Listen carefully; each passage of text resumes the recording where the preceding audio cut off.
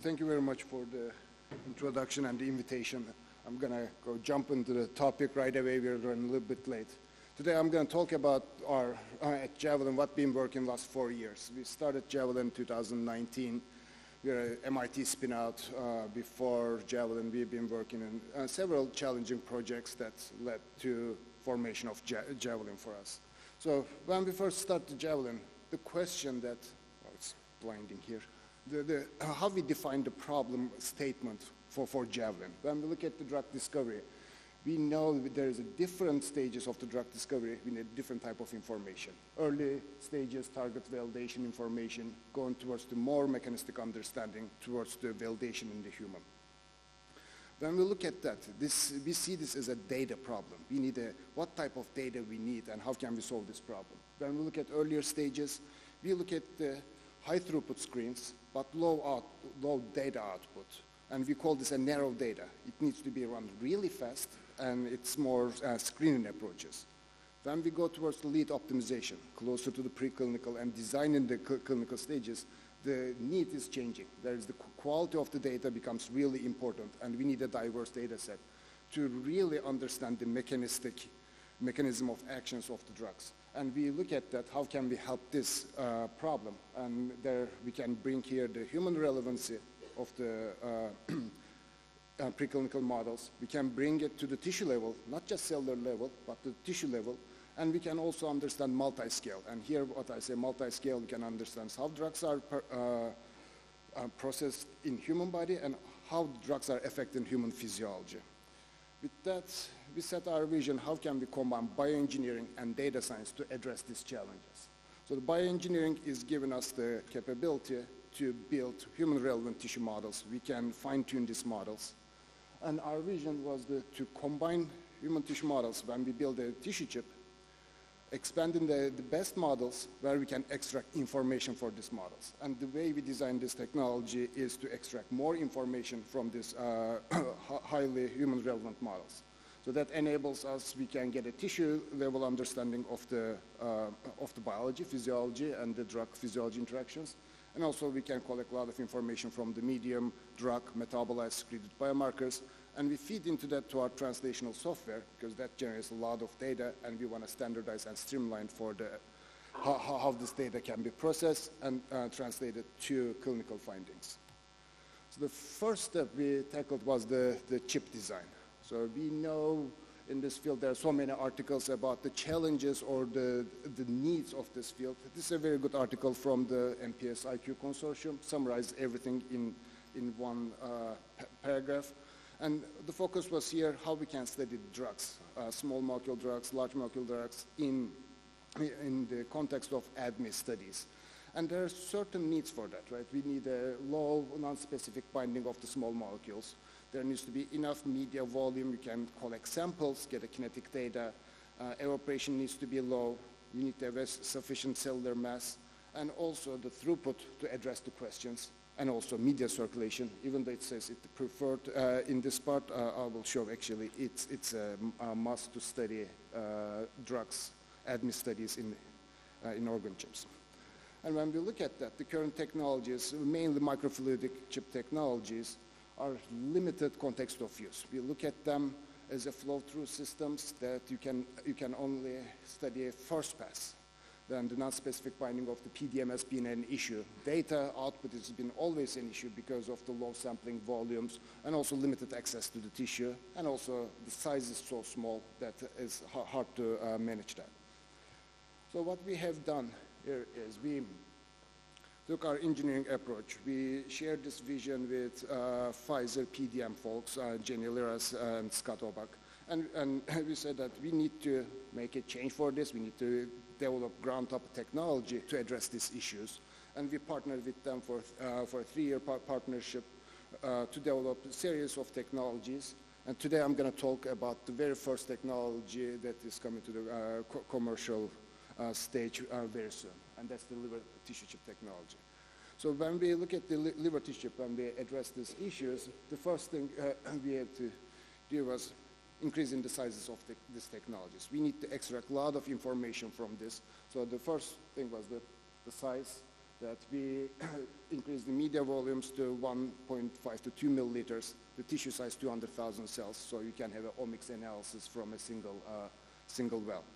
We add recirculation to the system. You can see here the recirculation path in the system. Also, we changed the material while we're doing that. We removed PDMS, and we designed this with thermoplastic, 90% of the COC, really great material for both imaging and also non-specific binding.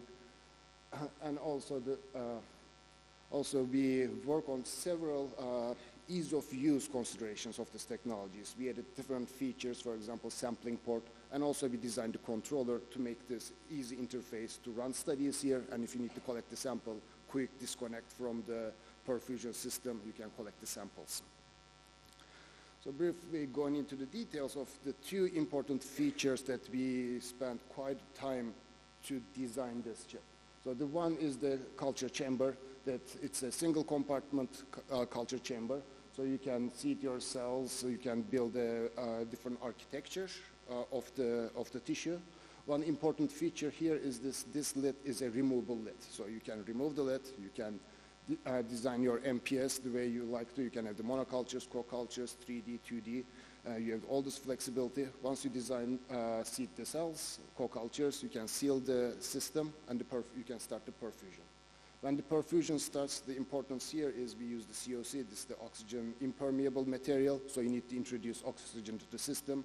We add a reoxygenation chamber, and the design is we have the, cursor's not working, but we have a oxygen permeable membrane, so through simple diffusion from the ambient air, oxygen goes to the system, to the chip, and it diffuses to the media. So finding this balance, how much oxygen to introduce the system and how to run the, functionalize the tissue, that's where we built our IP. So the first problem that we tackled was very computational. Why do we need the recirculation? Can we study in a flow-through system drug clearance? This is a computational model, exactly the same hypothetical chip being run as a flow-through versus recirculation. And here is the theoretical drug concentrate profiles. And it's completely different, as you see. One is an accumulating, it's an extraction type of profile. You can see it's the flow-through system. You don't, because of the inlet, you continuously give the same amount of drug. It accumulates and it reaches the initial concentration. And you can only detect small, really fast cleared drugs that you can see with the blue line. When you move to the recirculation, you have more retention time on the chip. It recirculates, so the drug can interact with the biology longer, and you can study low clearance drugs and many different chronic phenomena.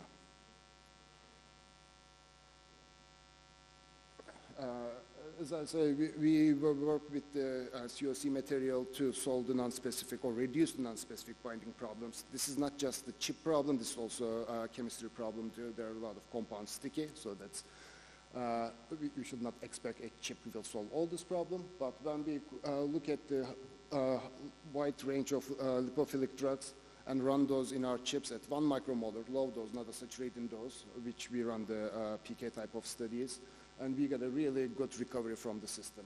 So for both acid, basic, and neutral drugs and the lipophilicity. Another one is the evaporation. So the system is COC. There is no place for evaporation actually. So we reduced the evaporation down to 0.4% per day. And if you compare with the average well plate, it's 5% per day. So you don't need to worry about the evaporation losses. And what that means is you can run a long incubation of the drug without adding any media or changing the media. So next step was going towards the biological characterization. The first one is which cells we're going to put in there. There are liver chip technologies that we heard about, the primary cells, there's the iPSC cells, sometimes HG2s being used. So our goal was, again, context of you're developing this technology, the first context of use was the PK applications. So we developed a novel bioinformatics workflow, and briefly talking about that is we can get a transcriptome from any model, either in vivo or in vitro model, and we can pick what pathway of interest and compare similarity of the pathway of interest of the two models. So we set up a reference, human reference with 220 human biopsies. We calculate the variability in that. Then we look at the other models from the literature, how similar they are. Then we look at the primary human hepatocytes, cryopreserved, fresh from the donor. We have the high similarity. When you seed them, you see that at 3 days in the culture, the same cells lose the similarity with respect to ADME genes. You look at the HepG2 or iPSC, they're really low similarity. They're not within the variability of the human. So with that, it shows that the primary human hepatocyte is the right model to cell type to work with that. And also, this is very well known in this field. This is not a new finding. We were using these models for others.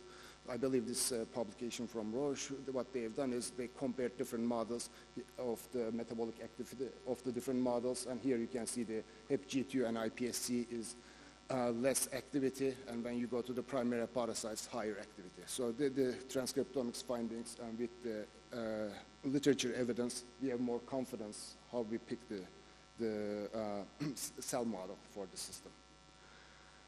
So our goal was this, to develop a system. It can be easy to use and easy to operate. So for that, we decided the first application with the monocultures. Monocultures in a static is very challenging. It deteriorates in 7 days and loses its metabolic function less than a day. So can we extend this with the engineering tools without making co-cultures, but just as a monoculture, and it can be a useful tool. So when we see the cells here, primary hepatocytes, we extend the culture up to 28 days. We have longer studies as well. You can see the morphology is very good up to 28 days. We go into the details of the polarization of the tissue. So we look at this CYP expression. We can see that in the cytosol. We look at the biochemical formation, so the tissue is polarized, and we can look at the MRP2, which is a transporter on the biochemical. So we can see those features, so it's a well-polarized tissue here. And we also look at the other functions, commonly used functions, albumin, urea production, just to get a sense of where we are and how we compare with the human numbers. So these are our profiles, and the dashed lines are from the IQ Consortium paper, what's the human liver output. When we look at that, we are in the similar ballpark, so the tissue also function, at least with the albumin and urea production, similar to human liver. We also look at the gene expression profiles. In this case, we focused on the phase one enzymes, the conjugative enzymes, and the transporters. And up to 15 days, it was very well maintained in the system that we can run a long-term studies here. And when we apply our similarity tool for a single donor study that we had, is we get a good results. We can maintain the similarity up to 11 days. And then we compare that with the CYP activities. So transcriptome similarity maintains, and also activity translated to protein, and the activity is there as well. So that gives us the confidence about the system. How can we use for the system? It's a good morphology, polarized tissue, a functional tissue, and functional with multiple metrics, including the metabolic activity. So next phase for us is to find in a different context of use applications for this system. So I'm going to show briefly a few applications that we've been working. Before moving that, I didn't design this presentation to talk about the modeling part of it, but we are building a software, translational software, and we designed this software to streamline and standardize the data generation. We have the QSP models of our chip in the software, hard-coded in it, and it helps the end user analyze the data without requiring any building a computational model. It's been designed in a way that you design your experiment on the software. You enter your time points, the drug information. It creates a file that is compliant with the data science. Then once you run your assays, you can plug in your assay results. It can be mass spec, it can be ELISA results. Then plug back to the software, and it just gives you all the data analysis and the translation to human with one click. So the first application we worked on was the hepatic clearance, where the obvious application. So one flexibility our systems enabling is the drug study timeline. We can study drugs either within a day, or we can extend it up to 8 days, if this is what we have shown here. And that gives us to studying a range of drugs with a single system. So we look at the midazolam is a faster cleared drug, and alprazolam is slower cleared drug. We can see the complete depletion in 72 hours. If you want to study the low clearance drugs, you can extend the culture period, you can extend the incubation period, and you can detect the changes of the drug depletion.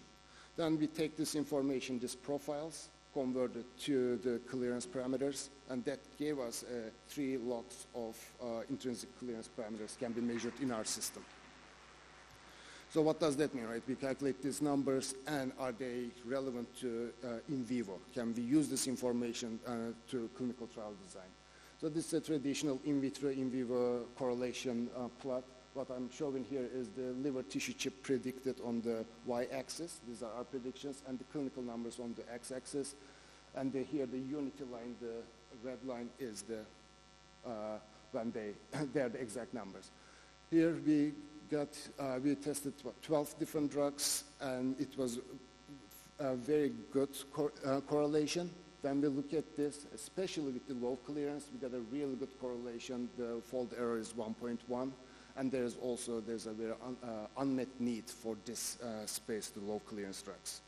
And when we combine this with, we compare this with the rat. If you have run the studies with the rat in a single model, what type of results you will get? So these are from the literature data, and you can compare it. It is more predictive than the rat studies. Another application of the system, we have a long-term culture, extended culture. How can we use this? Induction studies. The value here is we can induce the system. We can wait 3 days of the induction. Once the CYP activities increase, we can run a victim studies. So to do that, we characterize the system. We use a very common inducer, rifampicin.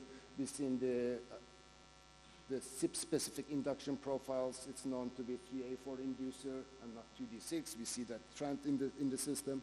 We can look at the mRNA expression. There's more going on in there, so we'll be continuing investigating that. Transporters has been changed, not just simply the CYP. And then we can run a victim studies after the induction. And in this case, we show that how the parent drug change. Parent drug is a midazolam clearance change with the rifampicin induction. And also from the same study, when you collect those samples, you can also look at the metabolites. In this case, we look at the metabolite formation. And interesting kinetic profiles are merging. Here you can see that for this metabolite, for example, formation starts earlier, but the extent of the formation is similar in both cases. So this might be additional information towards bridging the link between the drug kinetics and the physiology. Okay, so this was a mass spec diagram to showing the peaks. Another application is the metabolite identification. While we're running the studies, the liver is processing, of course, the drugs, and you can collect samples, and you can build all the metabolites and how the drug will be biotransformed on the chip, and gives you the initial information about the system. So going towards the last application for this so far we have worked is, of course, the delay application. So the culture is a long-term culture, and we are using this to dose escalation studies. We can add a low dose of the drug in the first few days, then escalate that, keep it 3 days, escalate it another 3 days, and escalate then to the last dose. That also gives us a lot of flexibility. For example, in the first doses, you can study the PK parameters. Second dose, you can study metabolite ID. Third dose, you start getting the delay endpoints.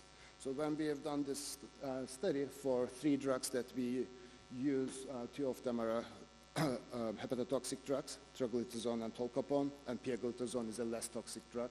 And from a single chip experiment, you can get this type of profiles. We can see the albumin, urea, and ALT profiles for each drugs. For the toxic drugs, albumin and urea is declined, and ALT has been increased. Less toxic drug, you can see the albumin changes, but on the ALT and urea, the effect was less. Throughout the experiment, you can monitor how the tissue morphology is changing. So this is the last day images, but you can see the progression of how the tissue deteriorates throughout, at least in this experiment, 12 days. And at the end of the experiment, you have the access to the tissue we use for the live death staining. You can do the transcriptomic analysis or proteomics analysis from that tissue, build in the differential changes or mode of action of the systems. So once we have these systems, one thing we need to do is all this work was done at Javelin, all the experimental work, and our goal is to deploy this technology to pharmaceutical industry. So what we've done after we got these good results, we decided to start a pilot program to work closely with pharma and also learn about how we can deploy this technology, how we can train them, and how this technology will be reproducible. Can they get the similar results that we're getting, and how long it will take to get there. So we designed a three-phase pilot study with 3 partners, Pfizer, Eisai, and company number 3. In that phase 1 is the training and bioreproducibility. We teach them how they can operate our chips, and then they run it and look at the albuminuria, those type of metrics I've shown here, and we compare those to each other. The second phase was we pick 2 compounds. These are low clearance compounds, same donors. We run all the 3 companies and shared with our results. And the last phase is the implementation. They have the chips right now. They run these studies. They're asking questions with their compounds using our chips. So when we have done, we had to make a change on the chip design, so to deployable this chip. So here is our first commercial prototype chip that we changed the simplified perfusion system. This is the lid. You can see the cells and you can seal the system. Once you seal it, we upgrade our controller as well. Even easier connection. You just layer that on the controller and perfusion starts. If you collect the time point samples, just take that from there in the biosafety cabinet, collect your sample from the reoxygenation channel. And then the chip fits under the microscope, and you can visualize the tissue throughout your experiment, so there are no surprises whether you have a good tissue or not. And when we just come into the end, when we compared all the studies, it was in a great agreement. So after 2.5 day training, each company were independently operating these chips. They get the biological characterization very well. And this is the second phase results using the 2 locally drugs, alprazolam and tolbutamide. And you can see the very similar results. And here are the chip-to-chip variability and the lab-to-lab variability, and they were all acceptable ranges with respect to percent CV. And now we are at the stage of, we're launching our first product. So we learned from our early customers from the pilot study what features they want to see and how we can make it even easier for their use. So we're making some design updates. We're moving to industrial design of this chip, and we will have the first broader launch of this product in September at the ISSX conference. With that, I would like to thank Javelin team. Shiny is here, very rare opportunity to have someone leading these efforts being here, so thank you, Shiny. And also our Pfizer team. That's been a really fascinating collaboration. We have done a lot of great work, and they're providing the right feedback for us about the problems, about the needs, and we bring the engineering mindset and also funding goes into this work. Some NCATS funding, Tissue Chip Testing Center, and also SPIR funding. With that, I'm happy to take your questions. Thank you.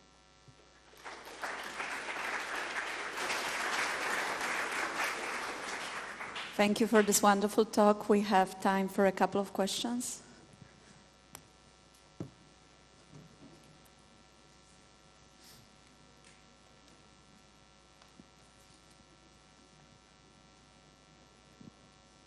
Hi, thank you very much for the very nice presentation. I was wondering, from a technological point of view, do you have like flow meters inside your system so you clearly know which is the flow rate inside your cultures?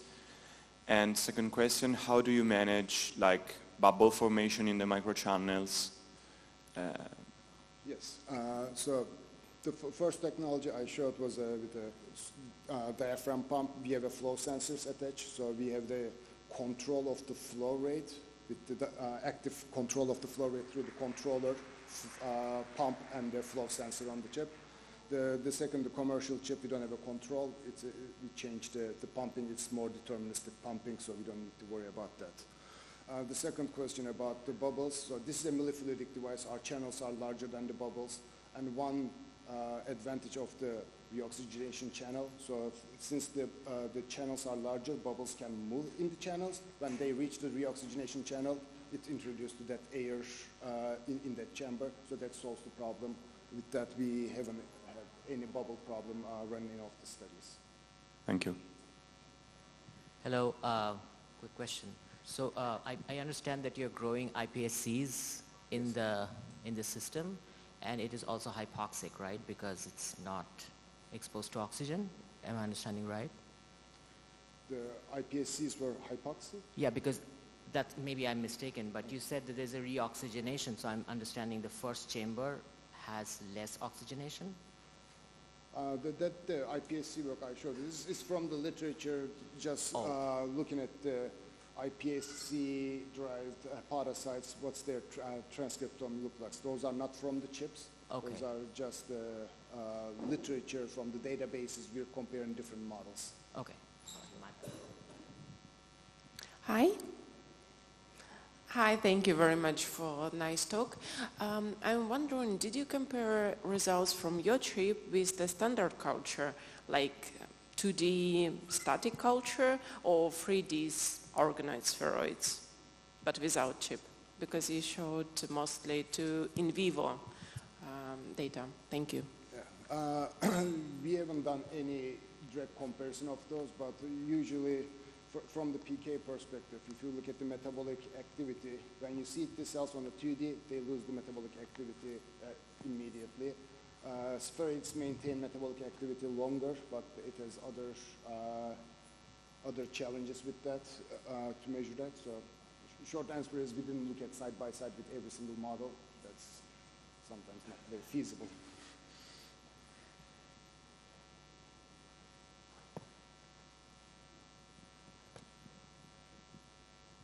Hey, I've got inspired, thanks.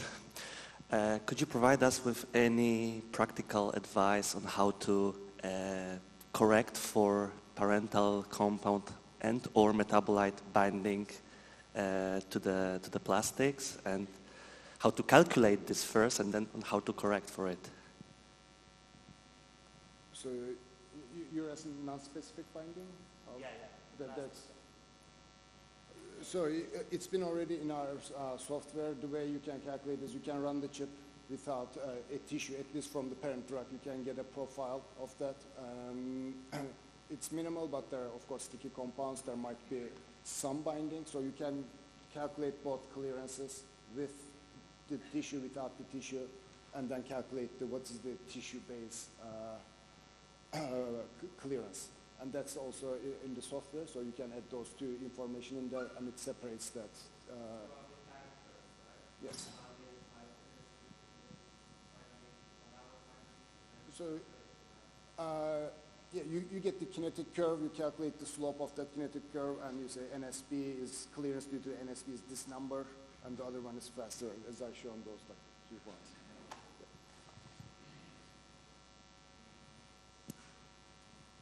Thank you, Murat.